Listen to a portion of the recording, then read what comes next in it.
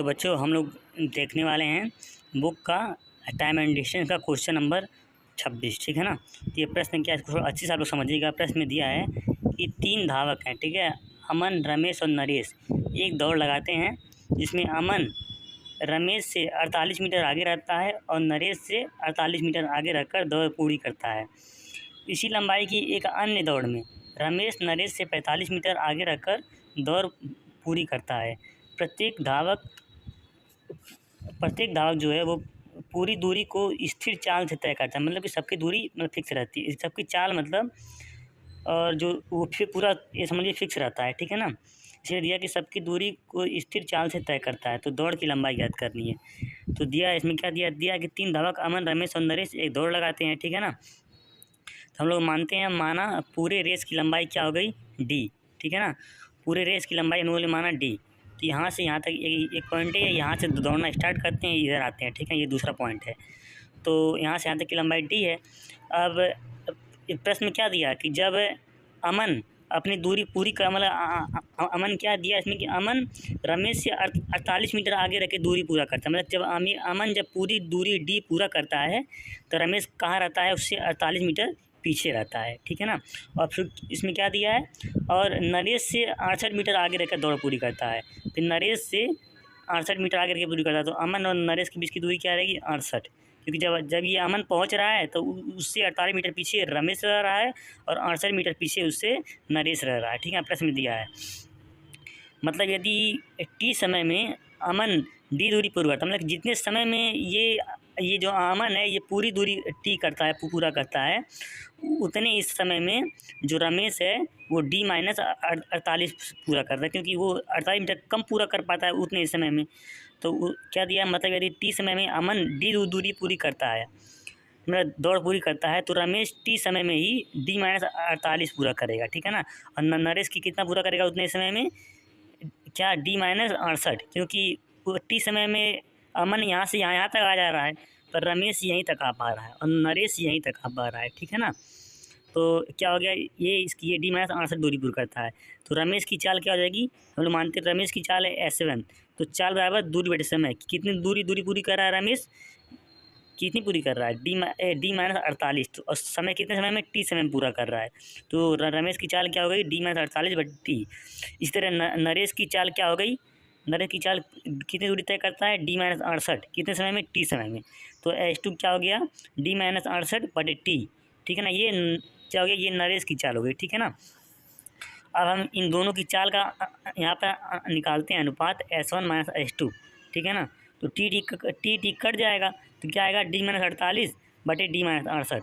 अब एक इसमें क्या दिया, एक जो दूसरी दौड़ जो होती है, एक दूसरी दौड़ होती है, उसमें रमेश नरेश को मतलब 25 मीटर से उसमें पीछे कर देता है, मतलब 25 मीटर से, कि जब दूसरी दौड़ में जो रमेश है वो जितने समय में पूरा डी दूरी तय करता है उतने समय में उससे 25 मीटर कम नरेश तय कर पाता है, मतलब कि ये 25 मीटर से उसको हराता है। तो मतलब यहाँ पर यदि रमेश जो है वो कैपिटल टी, यहाँ पर कैपिटल टी समय में डी दूरी, मतलब ये पूरी दूरी तय करता है कैपिटल टी समय में, तो जो नरेश है वो कैपिटल टी समय में कितना दूरी तय कर पाता है, डी माइनस 25, क्योंकि वो 25 कम कर रहा है, तो डी माइनस 25 ये दूरी तय कर रहा है। ठीक है ना। तो देखिए क्या है, चाल दोनों की स्थिर है, यहाँ पेज उड़ रहा है, हवा चल रही है, उसकी वजह से दिक्कत हो रहा है। ठीक है ना।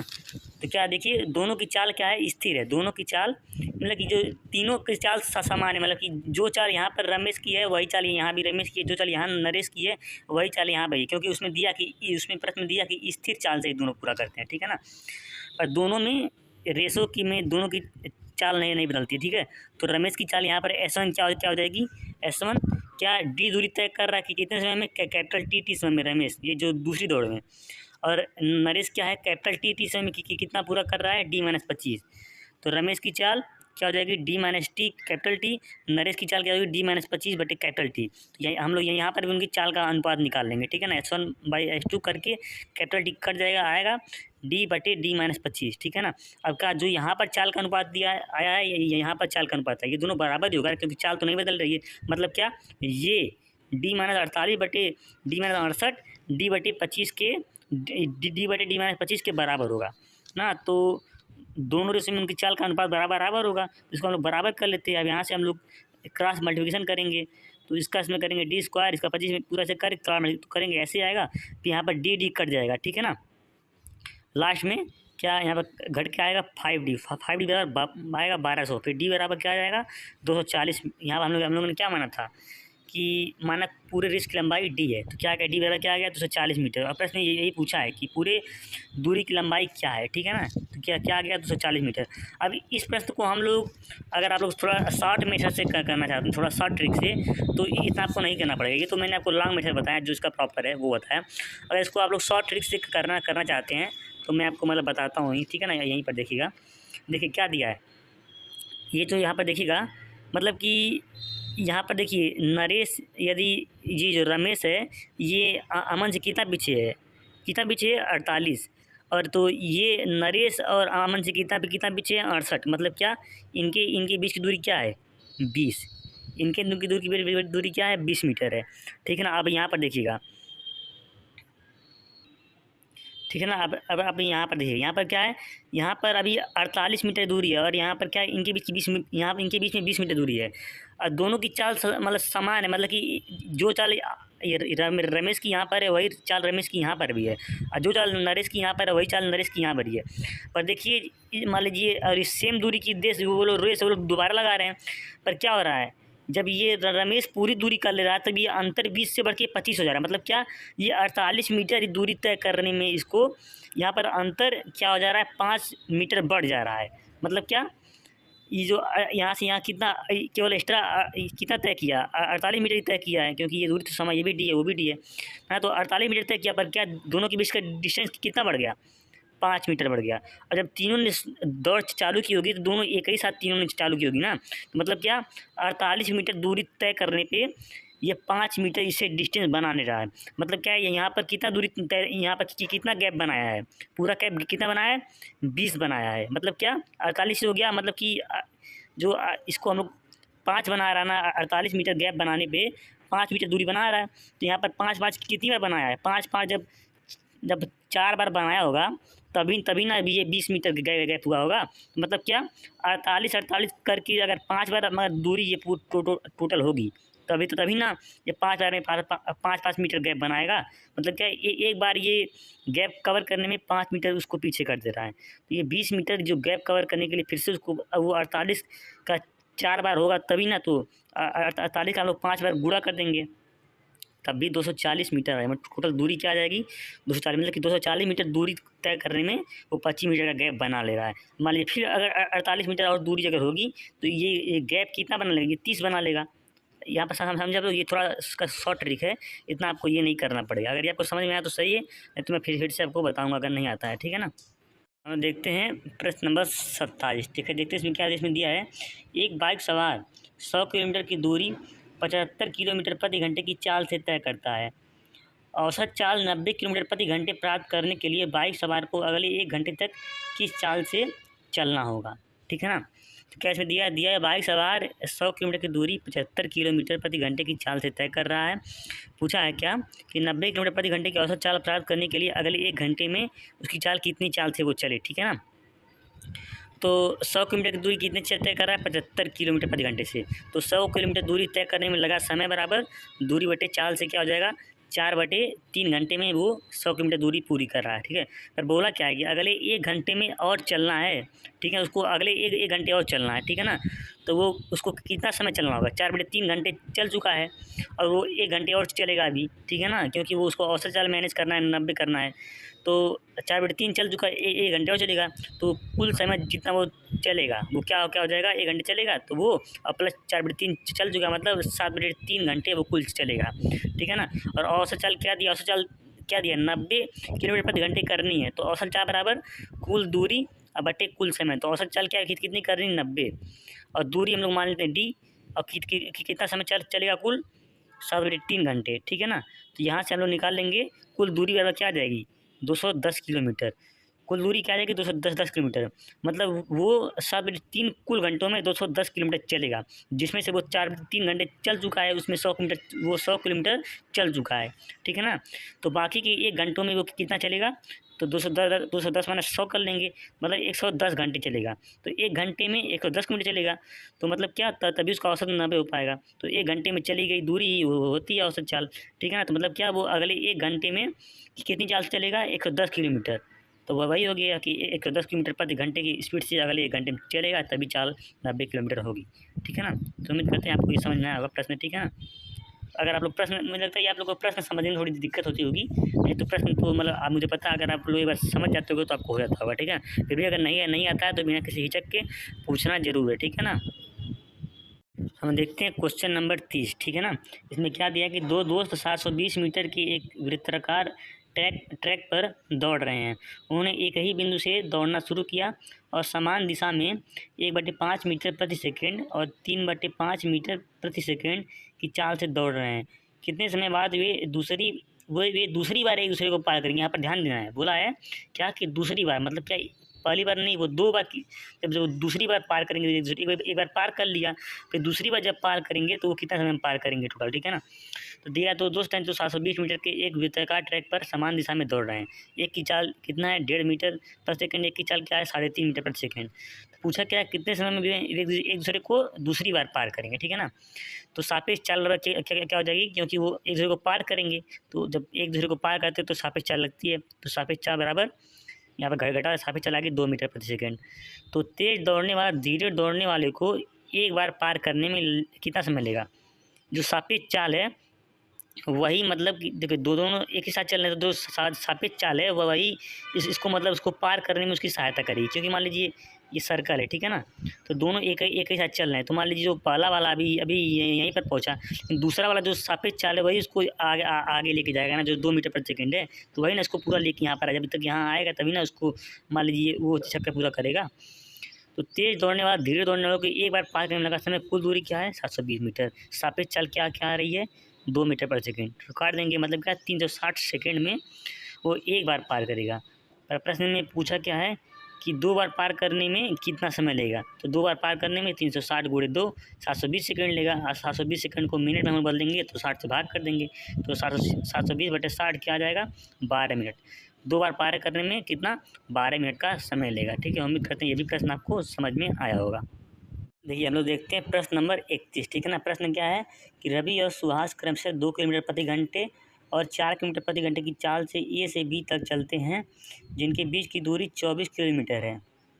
सुहास बी पर पहुंचता है और तुरंत वापस लौटता है और सी पर रवि से मिलता है, ठीक है। तो ए से सी के बीच की दूरी क्या है, तो हम लोग देखते हैं पहले क्या ए से हम लोग बनाए, यहाँ पर बिंदु ए है, ठीक है ना, यहाँ बिंदु बी है, ठीक है ना।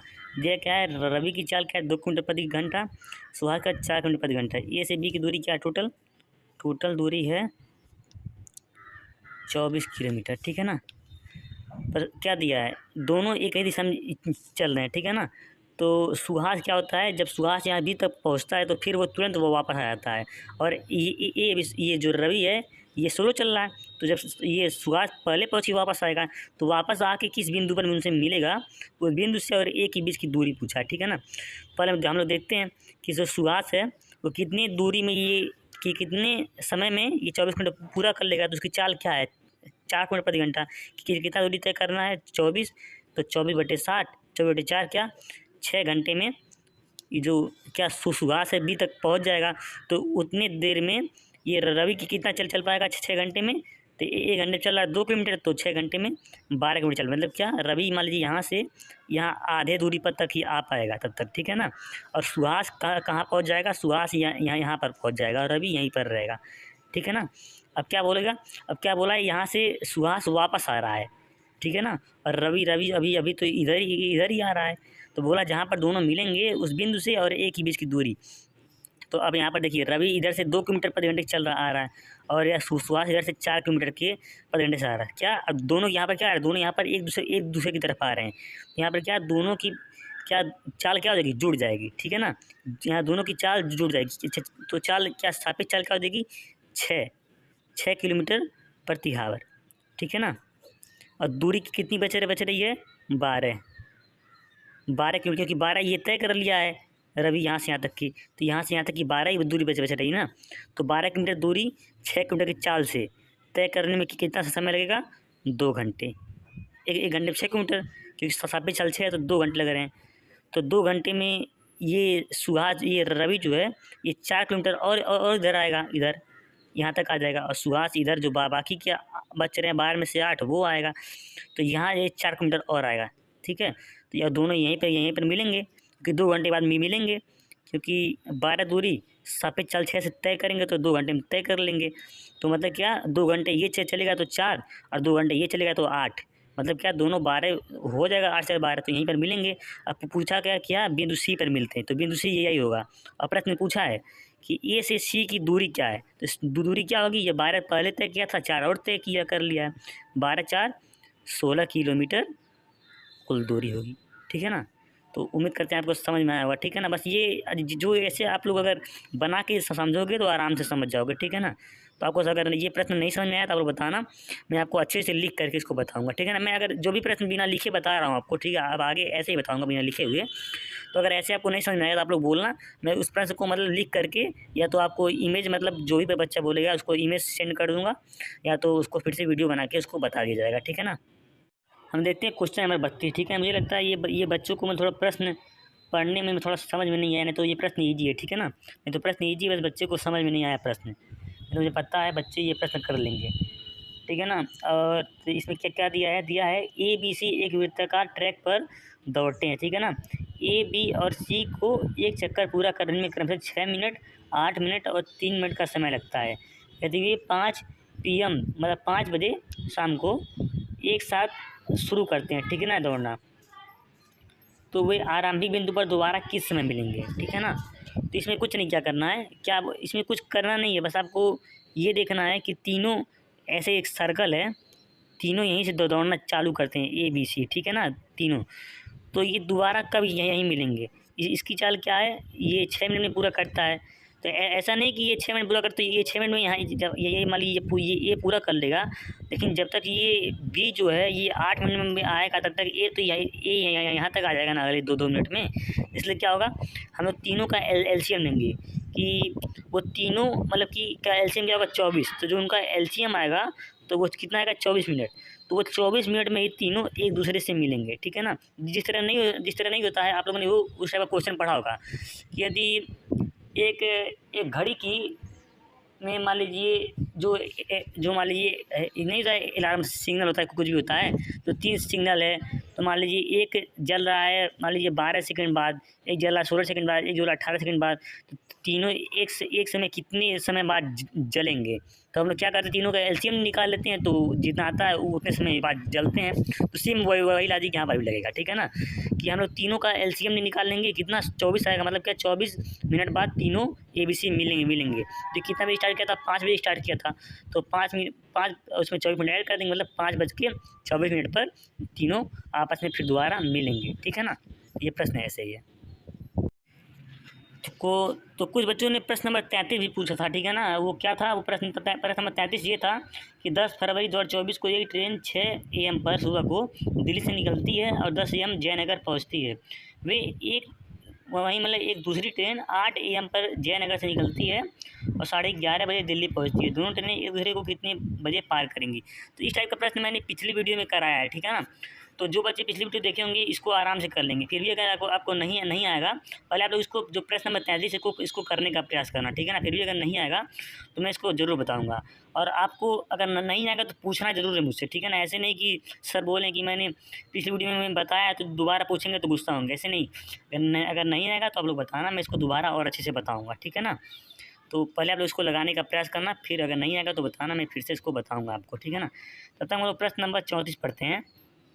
प्रश्न नंबर 34 क्या है, दिया है कि 65 किलोमीटर प्रति घंटे की चाल से चलने वाली एक ट्रेन 10 AM को मतलब बम्बई से चलती है, और 76 किलोमीटर प्रति घंटे की चाल से चलने वाली एक अन्य ट्रेन 12 बजे मतलब दोपहर को उसी दिशा में चलना प्रारंभ करती है। दोनों सेम दिशा में चल रही हैं, तो बम्बई से कितनी दूरी पर मतलब वो एक साथ मतलब मिलेंगी, ठीक है ना।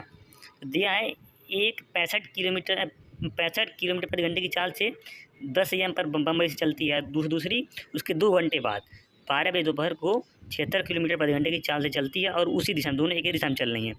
और पूछा है कि बम्बई से मतलब कितनी दूरी पर वो एक दूसरे से मिलेंगे, ठीक है ना। तो तो जब तक दूसरी ट्रेन चलना चालू करती है तब तक पहली ट्रेन 2 घंटे चल चुकी होती है। तो पहली ट्रेन द्वारा 2 घंटे में तय की गई दूरी 1 घंटे में 65 किलोमीटर, तो 2 घंटे में कितनी दूरी 130 किलोमीटर चल चुकी होगी, ठीक है ना, जब तक दूसरी चलना चालू की होगी। और दोनों ट्रेनें एक ही दिशा में चल रही हैं, मतलब ऐसे मान लीजिए पहले चल चुकी है तो दूसरी पीछे से आ रही है, दोनों एक ही दिशा में चल रही है, तो सापेक्ष गति क्या होगी, घटेगी। तो 76 माइनस 65 क्या होगा, 11 किलोमीटर प्रति घंटे सापेक्ष गति, ठीक है ना। मतलब क्या ये जो ये पहली ट्रेन 130 किलोमीटर आगे जा चुकी है, इसी को कवर करने के लिए ये सापेक्ष गति लगेगी, ठीक है ना। मतलब पहली ट्रेन जो गति में आगे जा चुकी है दूसरी सापेक्ष गति से मतलब वो दूरी तय करेगी, ठीक है ना। तो दूसरी ट्रेन को पहली ट्रेन तक पहुंचने में लगा जो समय होगा कितना, 130 किलोमीटर दूरी इसको कवर करना है क्योंकि उतना आगे जा चुकी है। और समय कितना, सापेक्ष गति क्या चला आ रहा है 11 है, तो समय बराबर दूरी बट्टे चाल से क्या हो जाएगा 130 दूरी हो गई और 11 सापेक्ष चाल, तो ये इतना 130/11 घंटे में वो दूसरी ट्रेन पहली ट्रेन तक पहुँच जाएगी, ठीक है ना। तो अभी तो वो 130/11 घंटे में पहुँचेगी, पर पूछा क्या है बम्बई से दूरी जहाँ वो मिलेंगे, तो 130/11 घंटे में उसको मिल जाएगी पहली ट्रेन को दूसरी ट्रेन। तो 130/11 घंटे में जब दोनों ट्रेन मिलेंगी तो बम्बई में उनकी दूरी क्या हो जाएगी, दूसरी ट्रेन की जो चाल है और गुणे दूरी क्या होगा, दूरी क्या होता है चाल गुणे समय। तो दूसरी ट्रेन की चाल क्या है 76 और समय कितने समय में उसको पूरी कर रही है 130/11 घंटे में उसके तक पहुँच रही है। तो इसको हम लोग मल्टीप्लाई करके यहाँ करेंगे, सॉल्व करेंगे तो आएगा 898/18। कई बच्चे बोलेंगे कि सर यहाँ पर जो चाल ली है वो पहली ट्रेन का भी तो ले सकते हैं, तो हम लोग पहली ट्रेन का भी चाल ले सकते हैं, पर वो क्या है, वो चाल ये जो चाल ये ली गई है ये 12 बजे हिसाब से की गई है। अगर दूसरी ट्रेन की भी चाल लेनी है तो उसमें आपको 2 घंटे और एक्स्ट्रा इस जो समय है इसमें 2 घंटे और एक्स्ट्रा जोड़ने पड़ेंगे, क्योंकि ये जो समय लिया है 31/11 घंटे ये दूसरी ट्रेन ने लिया है ना पहली ट्रेन तक पहुँचने तक। अगर आपको पहली ट्रेन से अगर दूरी नहीं निकालनी है तो यहाँ पर पहली ट्रेन की चाल कर लेंगे 65 और समय में जो 2 घंटे वो पहले से चल रही है वो और हम लोग जोड़ लेंगे, ठीक है ना। तभी 898/898.18 आंसर आएगा, ठीक है ना। तो उम्मीद करते हैं ये भी आपको समझ में आया होगा, ठीक है। अगर नहीं आएगा तो फिर से बताइएगा और अच्छे से इसको आपको बताया जाएगा। हम देखने वाले हैं प्रश्न नंबर 36, ठीक है ना। मैं बिना लिखे आपको ऐसे ही मतलब बताने वाला हूँ, तो मतलब अगर आपको समझ में नहीं आया तो आप लोग बताइएगा, मैं उस प्रश्न को लिख के बताऊँगा, ठीक है ना। जो भी प्रश्न आपको समझ में नहीं आएगा मैं नेक्स्ट वीडियो में उस प्रश्न को अच्छे से लिख के बताऊँगा, ठीक है ना। पर ऐसे मैं प्रयास करूँगा कि आपको समझ में और अच्छे से आ जाए, ठीक है ना। तो पहले हम लोग प्रश्न पढ़ते दिया है, एक यात्रा में किरण ने बाइक से 50 मील प्रति घंटे की चाल से 3 घंटे तक यात्रा की। मतलब क्या 3 घंटे चला, क्या 50 मील प्रति आवर, ठीक है ना, ये चला, ठीक है ना। फिर क्या है, इसके अलावा उसने कार से 65 मील प्रति घंटे की चाल से 2 घंटे चला। फिर कार से क्या चला 2 घंटे तक चला, कितना 65 मील। मैं ऐसे लिख रहा हूँ, ठीक है, MEEL लिख रहा हूँ, ठीक है, समझ जाना आप लोग, ठीक है। चला और फिर देखते हैं दूसरी पेज पे प्रश्न है, तुमको थोड़ा पलटना होगा, ठीक है ना। फिर क्या दिया है कि वह आराम करने के लिए 2 घंटे रुकता है। हम लोग लिख लेते हैं कि यहाँ 2 घंटे आराम किया, ठीक है ना। अब क्या बोला है कि उसके बाद अपने गंतव्य स्थान तक पहुँचने के लिए बाइक से 80 मील प्रति घंटे की चाल से 4 घंटे तक यात्रा की। 4 घंटे और चला, कितना 80 मील प्रति आवर की, ठीक है ना। अब पूछा क्या है, औसत चाल पूछा है, ठीक है ना। तो औसत चाल को कुछ नहीं, औसत चाल बराबर क्या होता है, कुल दूरी और बटा कुल समय। औसत चाल ये होता है। मुझे लगता है ये भी प्रश्न जो बच्चों को ना मतलब प्रश्न पढ़ने में थोड़ा उसको दिक्कत हुई होगी, मतलब कि प्रश्न समझने में थोड़ी दिक्कत हुई होगी, तो मुझे पता है बच्चे समझदार हैं, ठीक है ना, ये प्रश्न कर लेंगे आराम से। फिर भी मैं इसको बताता हूँ, थोड़ा समझने में दिक्कत आपको होगी।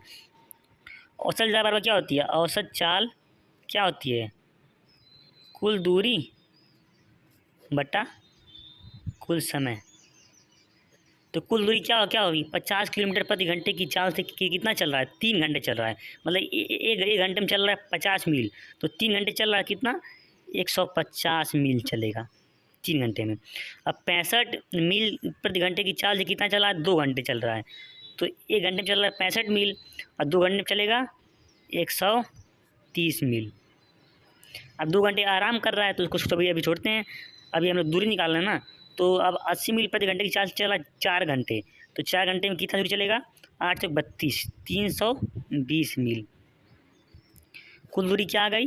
0, 5 3 8, क्या हो गया? 5 3 8, 2 10 को शून्य, 3 1 1 4 1 5 1 हासिल 6, कुल दूरी आ गई 600 मील।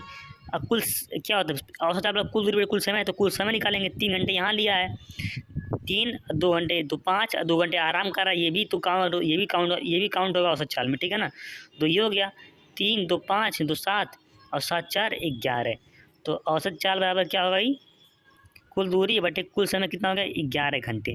तो इसको हम लोग जब डिवाइड करेंगे तो आएगा 54.54, ठीक है ना, मील प्रति घंटे, ठीक है ना। तो ये आंसर, उम्मीद करते हैं ये प्रश्न आपको समझ में आया होगा, ठीक है ना। हम चलते हैं हम लोग नेक्स्ट प्रश्न पे। हम लोग देखते हैं प्रश्न नंबर, ठीक है ना, 40, ठीक है ना। इसमें क्या दिया है? ये भी प्रश्न मुझे लगता है बच्चों को लास्ट में थोड़ा आंसर लाने में दिक्कत हुई होगी, ठीक है ना, पर प्रश्न ये भी सही है। ये प्रश्न है, एक ट्रेन की लंबाई 150 मीटर है। यह ट्रेन समान दिशा में 2 किलोमीटर प्रति आवर की चाल से चल रहे एक व्यक्ति को 3 सेकंड में पार करती है। ट्रेन की चाल ज्ञात करना है। तो जब ट्रेन पार करती है तो दूरी वही जो होती है जो ट्रेन की लंबाई होती है, तो दूरी वाला क्या हो गई? 150 मीटर, ठीक है ना। अब पर आदमी की चाल क्या दिया? हम लोग मानते हैं ट्रेन की चाल क्या है? ट्रेन की चाल मानते हैं एस है, ठीक है ना। और आदमी चाल किस में दिया है? 2 किलोमीटर प्रति आवर, 2 किलोमीटर प्रति आवर। इसको हम लोग बदलते हैं मीटर प्रति सेकंड में, तो 2 गुणे 5/18 करेंगे तो 2 से 9 कट जाए, मतलब 5/9 मीटर प्रति सेकेंड। ये आदमी की चाल हो गई। और क्या दिया? दोनों एक ही दिशा में चल रहे हैं, मतलब क्या? मान लीजिए यहाँ देखिए कि आदमी इधर चल रहा है तो पीछे ट्रेन भी इधर ही आ रही है, तो दोनों की चाल क्या होगी? घटेगी, सापेक्ष चाल। तो सापेक्ष चाल बराबर एस माइनस जो सापेक्ष वो गति होगी वो क्या हो जाएगी? ट्रेन की चाल माइनस व्यक्ति की चाल, ये सापेक्ष चाल हो जाएगी। अब क्या कितनी? अब चाल बराबर दूरी बटे समय से हम लोग क्या करेंगे? चाल क्या है? एस माइनस 5/9, ठीक है ना। दूरी कितनी है? ट्रेन की जो दूरी होगी वो लंबाई होगी वही कुल दूरी होगी, क्योंकि आदमी को पार करे समय कितने समय में दिया? उसमें 3 सेकंड में पार कर रही है, ठीक है ना। तो हम लोग इसको सॉल्व करेंगे। 9s minus 5/9 equal to 150/3, 3 3 cut जाएगा और 5 उधर जाएगा, यहाँ पर 3 आएगा पहले, ठीक है ना। तो क्या आएगा? यहाँ से हम लिखते हैं 9s और माइनस 5, 3 का इसमें गुणा हो जाएगा, तो 450। तो ये इधर जाएगा तो 455 हो जाएगा, फिर बटे आ जाएगा एस बराबर 455/9, ये आ गया, ठीक है ना। ये आ गया ट्रेन की चाल। पर ये क्या आया है? मीटर प्रति सेकंड में, क्योंकि यहाँ सारा मीटर प्रति सेकंड में। तो इसको हम लोग बदलेंगे किलोमीटर में, तो क्या करेंगे? 18/5 से गुणा करेंगे, तो 455/9 गुणे 18/5, यहाँ से ये कट गया 2 बार में, और यहाँ से इसको काट देंगे 5 9 45, 5 का 5, इसको गुणा करेंगे क्या आएगा? 182 किलोमीटर प्रति आवर। ये ट्रेन की चाल आ गई, ठीक है ना। तो ये आपको समझ में आया होगा पूरा, ठीक है ना। नहीं आएगा तो बताना, मैं उसको और अच्छे से आप लोग को बताऊँगा। हम देखते हैं प्रश्न नंबर 41, ठीक है ना। देखिए मैं पहले बता रहा हूँ, अगर आपको जो भी प्रश्न नहीं आ रहा वो तुरंत पूछने का।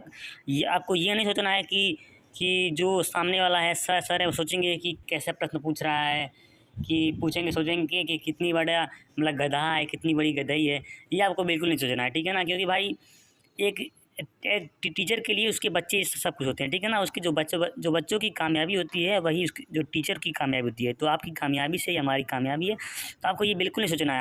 आपको सारे डाउट क्लियर करने। मान लीजिए जो आपने जो हमसे नहीं पूछा, अगर वही एग्ज़ाम में आ गया तो फिर क्या होगा? आप सोचोगे कि काश पूछ लिया होता तो ये क्वेश्चन बन जाते हैं।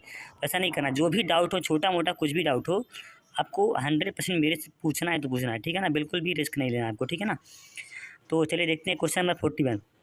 इसमें क्या दिया है? आर पहले घंटे, दूसरे घंटे और इसी तरह 10 घंटे तक, मतलब क्रमशः 10 किलोमीटर प्रति आवर, 9 किलोमीटर प्रति आवर, ऐसे ऐसे करके 1 किलोमीटर प्रति आवर की चाल से चलता है। मतलब क्या?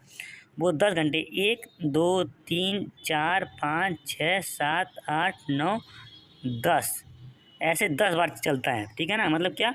ऐसे 10 घंटे तय करता है। तो जो पहले घंटे चलता है 1 घंटे चलता है 10 किलोमीटर की चाल से, दूसरे घंटे 9 की चाल से, तीसरे घंटे 8 की 7 की, ऐसे इसकी चाल है। मतलब 1 घंटे में 10 किलोमीटर चल रहा है, फिर अगले घंटे 9 किलोमीटर चल रहा है, अगले घंटे 8 किलोमीटर की चाल चल रहा है, ऐसे ऐसे करके लास्ट वाले घंटे 1 किलोमीटर की चाल चल रहा है। मतलब टोटल 10 घंटे चल रहा है और इतना ज़्यादा चाल चल रहा है। मतलब क्या, इस क्या पूछा, औसत चाल। औसत चाल वाला क्या होता है, कुल दूरी बटा कुल समय होता है। कुल समय, कुल दूरी क्या होगी, इसको हम लोग जोड़ लेंगे, कुल दूरी की इसको हम लोग जोड़ेंगे तो क्या आएगा, इसको जोड़ते हैं हम लोग, इसको जोड़ेंगे हम तो 10, 10 ये हो गया, 10 9 19, 19 8 क्या क्या हो जाएगा, 19 8 27 और 27 7 34, 34 6 40, 40 5 45, 45 4 49, 49 3 क्या होगा 52 और 52 3 क्या होगा 55। कुल दूरी क्या आ गई 55 किलोमीटर। और समय की कितना 10 घंटे चल रहा है, वो क्या आ गया 10। इसको डिवाइड करेंगे क्या आएगा औसत चाल 5.5 किलोमीटर प्रति आवर। ये आ गया औसत चाल, ये इसका आंसर होगा। ठीक है ना। हम लोग देखते हैं प्रश्न नंबर 43। ठीक है ना। इसमें क्या दिया है, एक पहिया 4000 चक्कर लगाता है और 60 किलोमीटर की दूरी तय करता है, तो पहिए की त्रिज्या ज्ञात करिए। ठीक है ना। क्या होता है, अब हम लोग को, आप लोग को शायद ये पता होगा, अगर नहीं पता होगा तो मैं बताता हूँ। जब पहिया की जो पहिया का व्यास, पहिया क्या है, एक तरह का वृत्त है। ठीक है ना, एक तरह का वृत्त है। तो वृत्त का जो परिधि होती है वो क्या होती है, वृत्त है। इसकी पूरी एक चक्कर क्या होता है कि यही ना परिधि होती है। तो वृत्त की परिधि होती है 2πr, ये वृत्त की होती है परिधि। ठीक है ना। तो जब ये अपना एक परिधि पूरा करेगा तो अपना एक चक्कर पूरा करेगा। ठीक है ना। तो वृत्त की परिधि में एक चक्कर पूरा करेगा और कितना चक्कर लगा रहा है, 4000 चक्कर लगा रहा है। और कुल की कितनी दूरी हो रही है, 60 किलोमीटर। तो 60 किलोमीटर को हम लोग मीटर में लिखेंगे क्या, 60,000 मीटर, इसको लिखेंगे मीटर में। ठीक है ना। तो इतनी दूरी तय कर रहा है। तो पहिए द्वारा मतलब कि क्या 4000 चक्कर लगा रहा है और एक चक्कर में कितनी दूरी होती है, 2πr उसकी परिधि होती है, वही उसकी दूरी होती है। तो 2πr, तो उसका मतलब एक चक्कर में तय की गई दूरी और जितना चक्कर लगा रहा है वही क्या होगा, जो 60 किलोमीटर दूरी तय कर रहा है उसके बराबर होगा। ठीक है ना। तो यहाँ पर क्या 60 किलोमीटर में कितना तय कर रहा है, 60,000 मीटर। तो इसको मीटर में कर लेंगे ताकि उसकी त्रिज्या मीटर में आए। ठीक है ना। अब यहाँ से ये 3 कटेगा, ये 3 कटेगा और ये 15 बार में कटेगा। अब क्या लिखते हैं, 2 लिखते हैं, पाई का मान लिखते हैं हम 22/7 और फिर गुणे आर, यहाँ पर 15, 7 का यहाँ पर गुणा होगा और 22 का इसमें होगा। तो आर बराबर 15 7 105, इसमें होगा 44 होगा, 44 नीचे जाएगा। इसको हम लोग डिवाइड करेंगे तो त्रिज्या क्या आएगी, त्रिज्या आ जाएगी आपकी 2.386 आएगी। इसको हम लोग 2.39 के समथिंग लिख सकते हैं जो आंसर दिया है। ठीक है ना। तो अगर आप लोग ये समझ गए कि ये कैसे हुआ है तो आप लोग को आराम से कोई दिक्कत नहीं होगी। ठीक है ना। तो जो होता है, वृत्त की परिधि होती है वही उसकी कुल दूरी होती है। तो पहिया भी जो होता है वो वृत्त की तरह होता है। तो वो जो उसकी परिधि होगी वही उसकी एक चक्कर में तय की गई दूरी होगी। तो एक चक्कर में तय की गई दूरी और गुणे कुल चक्कर बराबर क्या होगा, कुल तय की गई दूरी। ठीक है ना। एक चक्कर में तय की गई दूरी कितना है, 2πr है। तो गुणे कुल चक्कर बराबर कुल तय की गई दूरी। ठीक है ना। तो उम्मीद करते हैं आपको समझ में ये आया होगा। हम देखते हैं प्रश्न नंबर 46। ठीक है ना। इसको हम देखते हैं क्या दिया है, जॉन है वो बाइक द्वारा 2/3 दूरी तय करता है। मतलब जितनी भी दूरी है उसका 2/3 भाग दूरी वो तय करता है। ठीक है ना। और शेष जो 2/3 दूरी तय करने के बाद जो शेष दूरी बचती है 6 किलोमीटर, वो पैदल तय करता है। ठीक है ना। तो पूरी यात्रा में कितने किलोमीटर की यात्रा करता है, तो मानते हैं जो पूरी दूरी है, माना कुल दूरी बराबर x।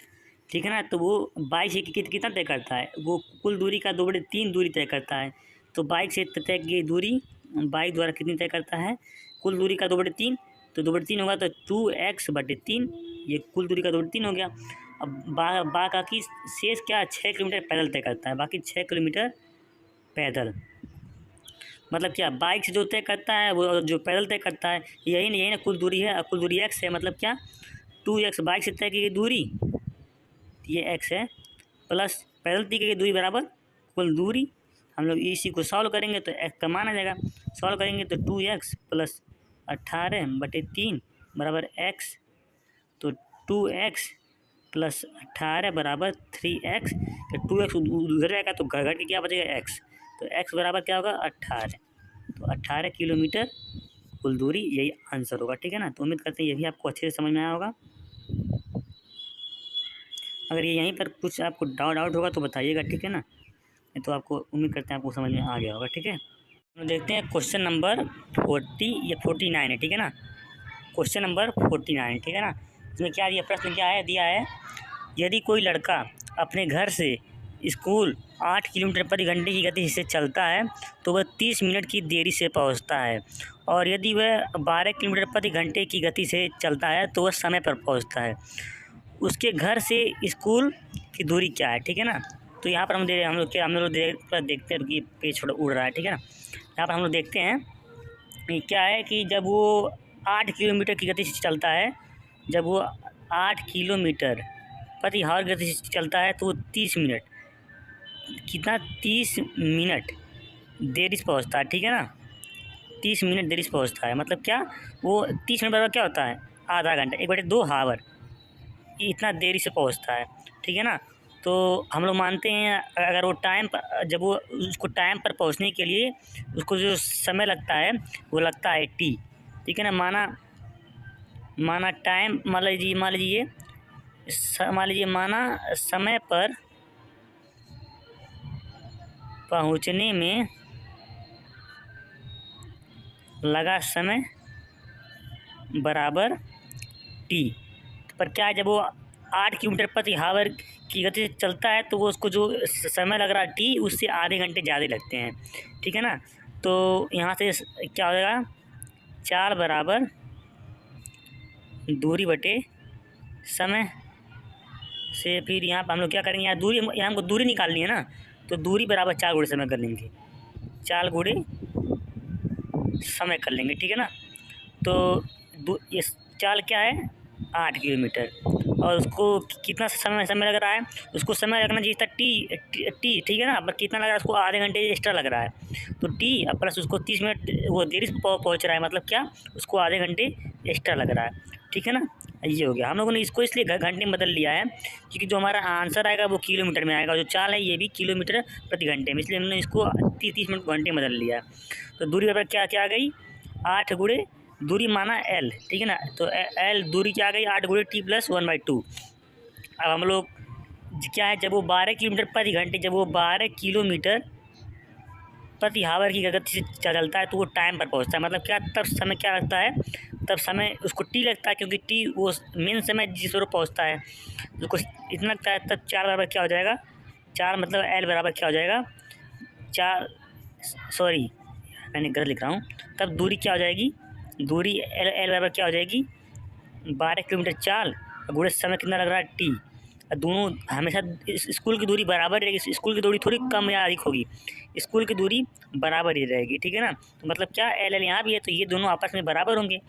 तो 12T और इसका 8 इसमें गुणा कर लेंगे तो 8T, और प्लस 8 का इसमें गुणा करेंगे तो 2 से कट जाएगा तो 4 आएगा, तो ये हो जाएगा। अब ये इधर जाएगा तो घट जाएगा, तो 4T बराबर 4, मतलब T बराबर 1 घंटा।